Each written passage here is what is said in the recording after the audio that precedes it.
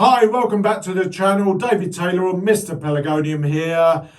Today I'm going to talk about standards. I'm an addict of standards. It's terrible actually. I think it's an illness actually. But there we go, let's have a look.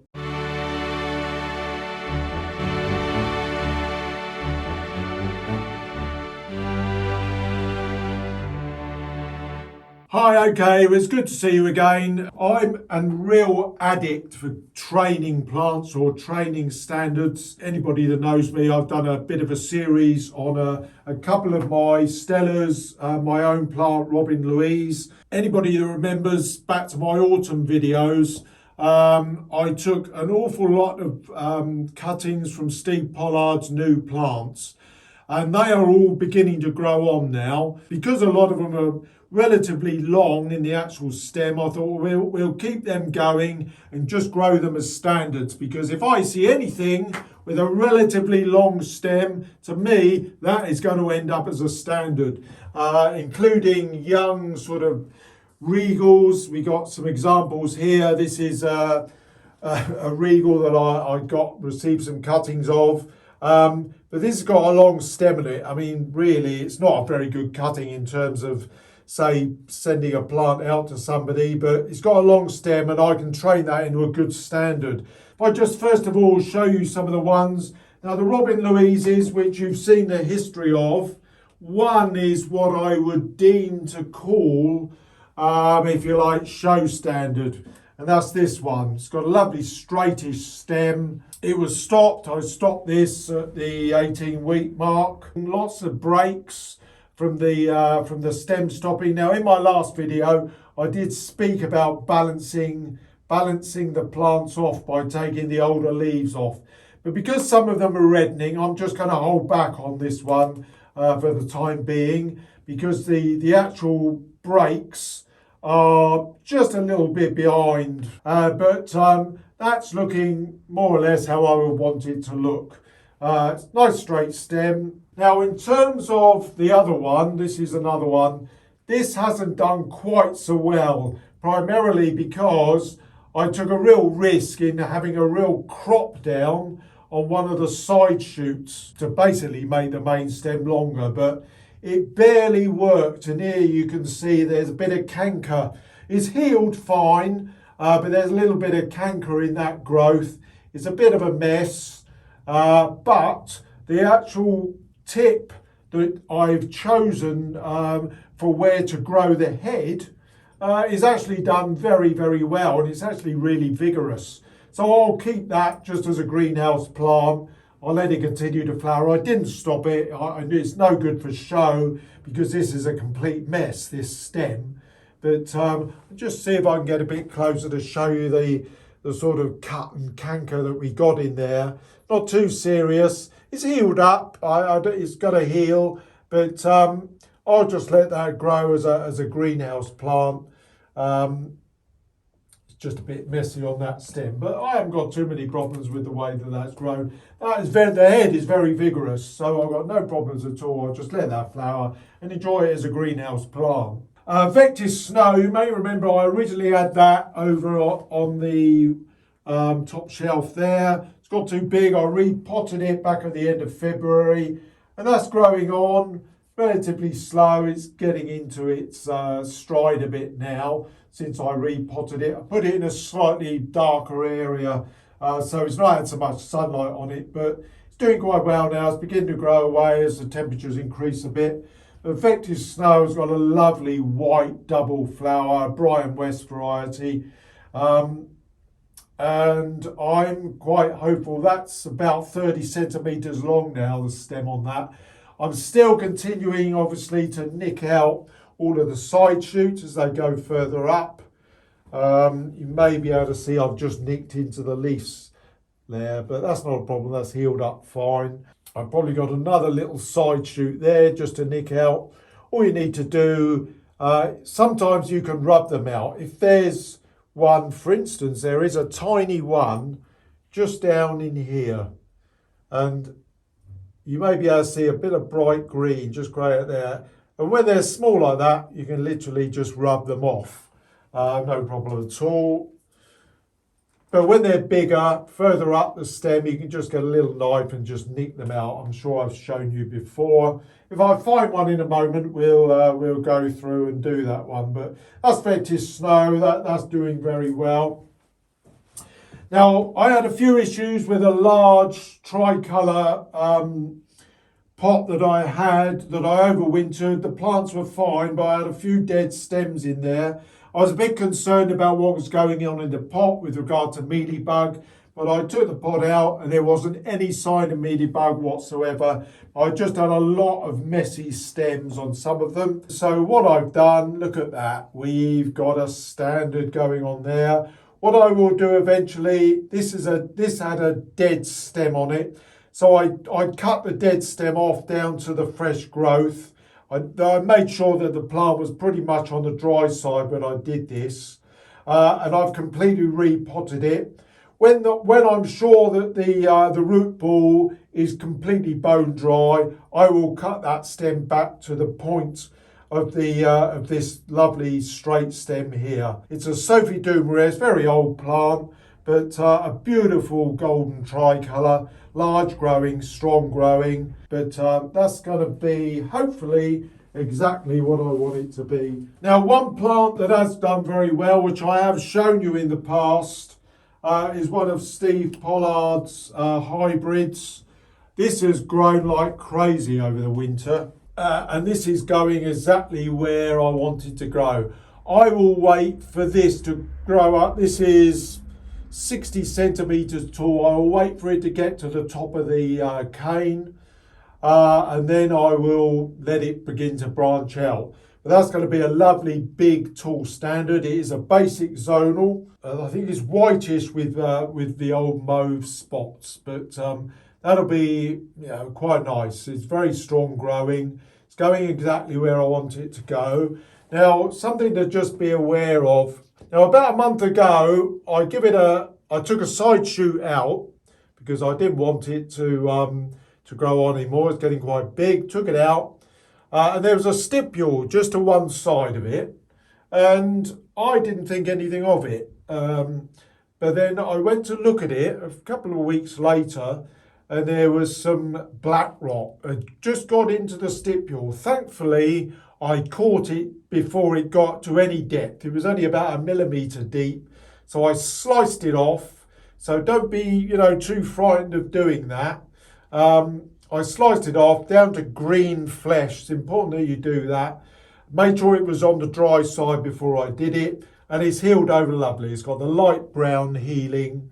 And that's been fine. I won't have any issues with that. Whereas if I had left it, if that black rot had got right into the stem, that would have been the end of the growth there.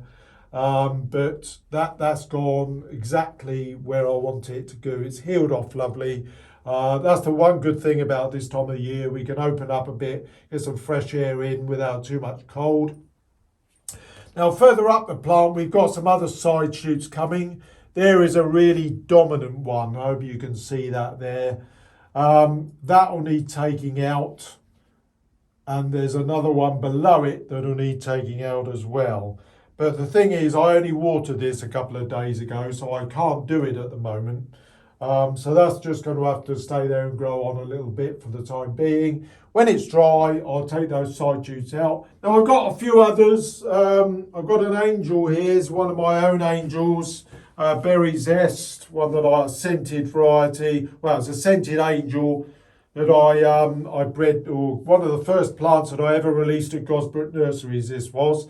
It came from Quantoc Millennium. I was doing some breeding with Quantoc Millennium. First proper breeding that I'd ever done. And this came off here, lovely sort of darkish bloom. But that was growing very straight, so I've made the decision to grow that as a standard. Never grown a standard don't often grow angel standards. A bit more difficult because, of course, you've got the thin stem, so a lot more support required. But that's not got a stick in it. It's quite a vigorous plant, this Berry Zest, so I'm hopeful that that's not going to do too bad. Now, over here, we've got a lovely standard. This is my standard of Vivienne. A lovely gold leaf stella that was released by Fibrex maybe a couple of years ago now, can't remember exactly, but this has grown on very nicely. I can't remember who bred that now, but I'll put his name. I do like to, you know, put breeders' names up for those that I can't remember, and I can't remember his name at the moment. Very vigorous, very strong growing. There's the mother plant over there, but this is doing quite well as a standard. It's about 30 centimetres tall now. I will want this to grow up. I think this has got the energy in it to be able to get to certainly a good 45, 50 centimetres tall at least before I stop that. Again, I've done some tying in. You can just lean the stem against the stick and pull over the top part to straighten up the stems. I've done videos on doing that in the past, so you know, you can have a look at those. Another sort of gold leaf variety, this Daphne Westwood, which we saw in the previous video. I've got a lovely bush plant of it, which has done well here. But again, this one's done very well. It's grown relatively strongly during the winter, which is good. I probably need to put a proper stick in that now because it is just beginning to lollop. I did need to straighten the stem a bit. You can see there's lots of tie-ins there. That was potted now last September. So I will look probably to get that out of there and move it on to a 5-inch pot. It's in a 4 currently in the next few weeks. Now you may remember in one of the last videos that I did, I broke the stem off of something, a plant, one of Steve Pollard's hybrids that I was training. And in trying to pull the stem across, it was a wet plant and I snapped it. But I still think I can get a bit of a plant out of that because we've got 15 to 20 centimetres up and I've got a little head developing there. So that's going to be a little bit of a stunted standard, that one. Now other ones, Sunridge Moonlight, quite a popular variety, gold leaf plant with a lovely single bright white bloom. That one's doing okay. Again, you can see I've done all sorts of tying in here. You can see I've got another stick the other side. I'm using a main stick now to pull it across.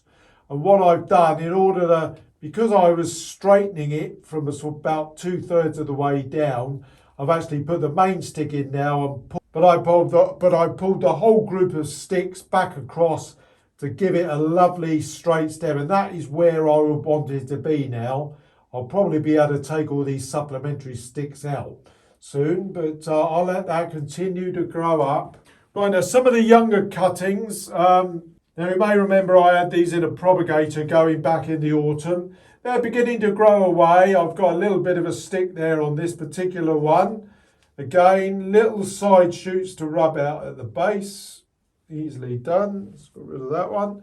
But they're beginning to grow on. Some of them are still quite small. These are in a 3.5-inch dump pot. So I'm going to just let these grow on a little bit before I pot them on. Yeah, they're putting on good growth. They're relatively straight as well. So that one's just literally been held together to stop it flopping over. But and a final one perhaps to look at here. This is going to do really well. I almost need to get a stick in this now because it's getting quite long. But this is a plant that was originally growing up as two long stems. And what you can do if you've got some long stemmed plants, maybe think about chopping off one of those stems. And you'll be left with one stem. You can eventually bury the block, if you like, because you can clearly see where that was split here on that. But that'll eventually be buried and you won't see that sort of break where it's sort of split out the side. Few side shoots beginning to come there, but there's not too much flesh on it. The one thing that you do need to remember when they're young is that you don't want to take so many leaves off that there's not really enough leaf on the plant to be able to continue it to grow. Now, I have mentioned this in the past, so don't be overly impatient. So for instance, like this one, don't be overly impatient to remove the lower leaves because you want the plant to grow, continue to grow, and it's only going to do that with leaves on it. This is doing quite nicely. I particularly like the zone on this plant. It's very nice. Clean knife. Stroke away from the stem though. Don't go sort of cutting down into the stem. Stroke away and I'm just going to literally just rub that. It's not a huge stem. I'm doing this one-handed, but there we are. It's come out. Just pull it over, and there we are. That's come out. I've lost the other bit of it now. Typically, it's falling down the other side there. There it is. Just at the bottom. I'll put that there. I'll put that in there. My waste bin in a moment.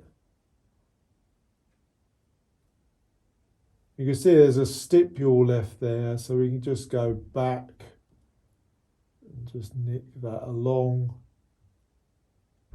Get rid of the stipule as well. And there we are. That's all quite tidy. And there we are, it's gone.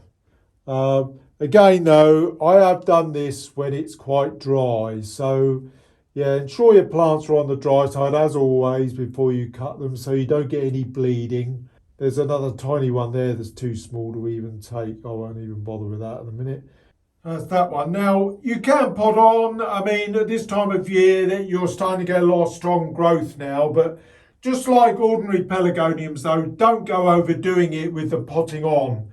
As I say, these ones here, I mean, that I'm just leaving in that pot for the time being. It's in a 3.5-inch dump pot. I'll put it up to maybe a 4.5 at a 4.5 full pot at the next stage.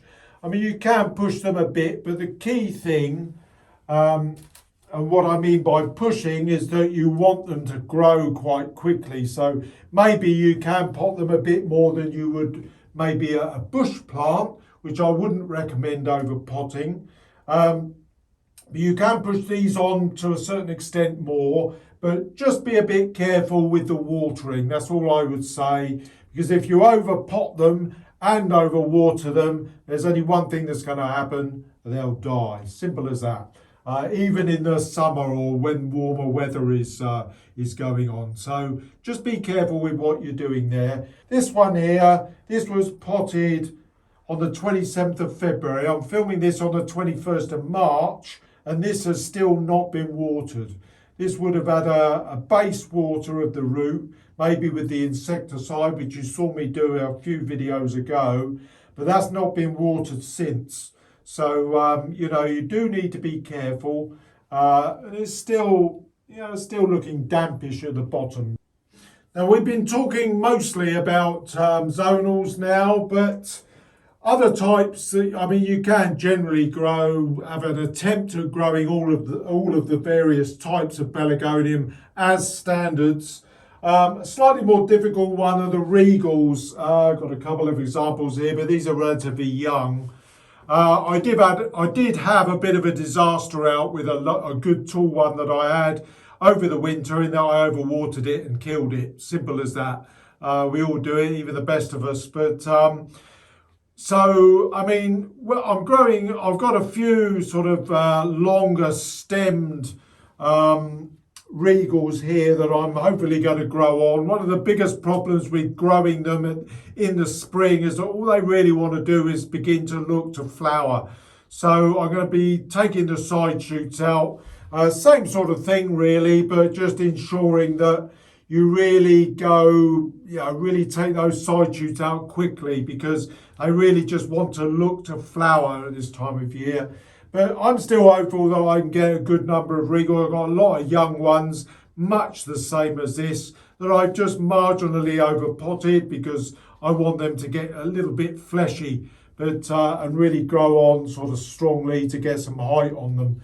But Regals, because they always want to bush, I think you've seen some of mine in the past, you do get a lot of kinkiness in the stems, a lot of breaks, because they're always wanting to break to look to flower.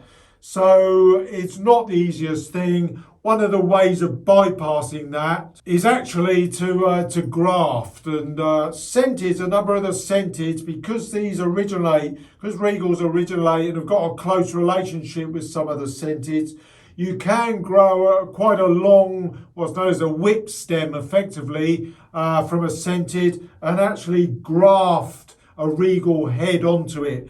It's not the easiest of things to do. It's something that I've never actually tried. Something I may consider doing at some stage, but that does enable you to get a really good then regal head effectively on a very long stem. But more often than not, the best way of doing it is just as normal, with a good growing regal that's quite strong growing. The best time to do it though is probably in the late summer, just as the days are beginning to cool off a little bit, when you will tend to get more growth from the regal rather than growth that's looking to flower, which is what will probably happen with a number of these in the spring that we're coming into now. Now another type I'm having a go at is a Zone Arctic, and this one is behaving itself relatively well. It's growing very fast, it's growing very long. Well, over 30, it's about 40 centimetres long, this stem now. It's one of the Laras, Lara Andre, and it's growing up. I mean, it's gone bonkers. So I'm hopeful that that can get quite tall before I start to put a head on it. Because of the stem, it's going to be marginally weaker, I think. It will need a lot of tying in and a lot of strong stick work around it. But I'm hopeful that, we're going to get something quite decent out of this. Okay, so that's just about it from me today. I hope you've enjoyed this little look at the standards. I'll be back again very soon as we get into April, but I look forward to seeing you again very soon. Thanks for viewing.